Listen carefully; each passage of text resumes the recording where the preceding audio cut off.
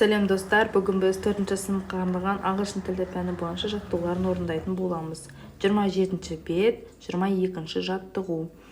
Let's sing. Біз бұл жерде өлең туралы айтылған көріп тұрмыз, және де біз осы өлеңді қысқаша нұсқаша қылып аударып көрейік, балалар. Өте көп жылдар бұрын, сенен бұрын, бізден бұрын өмір өте басқаша болған екен, және де тарихқа үңіліп көрсек. Пекине деген адам болған екен, және де олардың бір бөлмелі үлкен үйлері болған екен.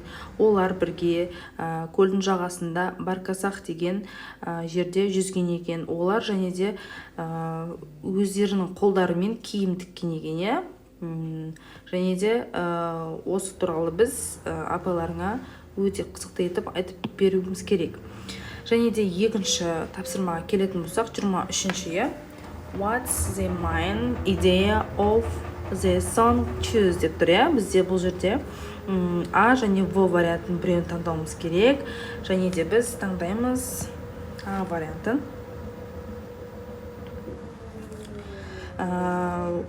Бұрын өмір өте басқаша болған, бірақ өте қызықты болған, Және де 24-ші біз жаттыға көшетін болсақ, look right and right, yes or no. Және де біз бұл жерде я немесе жоқ деген жауапты жазуымыз керек. Және де біз көрсек, Нұрсұлтан, Қазақстан, және де 2012 жыл, ұзындығы 210 метр. Франция, Париж, 1889 жылы салынған, 324 метр. Таиланд, Тайвань, 2004 жылы салынған, 508 ұзындығы, 508 сантиметр. Және де Дубай, 2010 жылы салынған, 828 метр. Және де біз астындағы 5 сөйлемге мән берейік.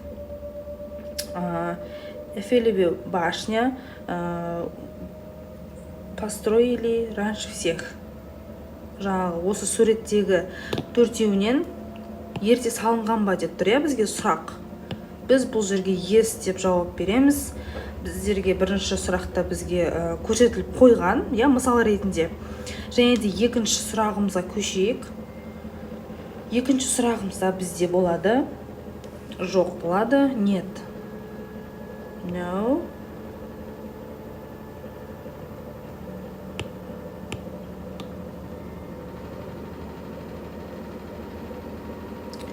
Және де үшіншісінде бізде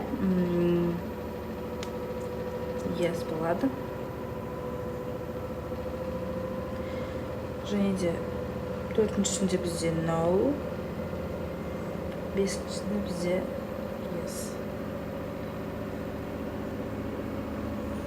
Балалар, бүгін біздің осы тақырыбымыз аяқталды. Түсінді деген ойдамын, жазып түртіп қойыңыздар.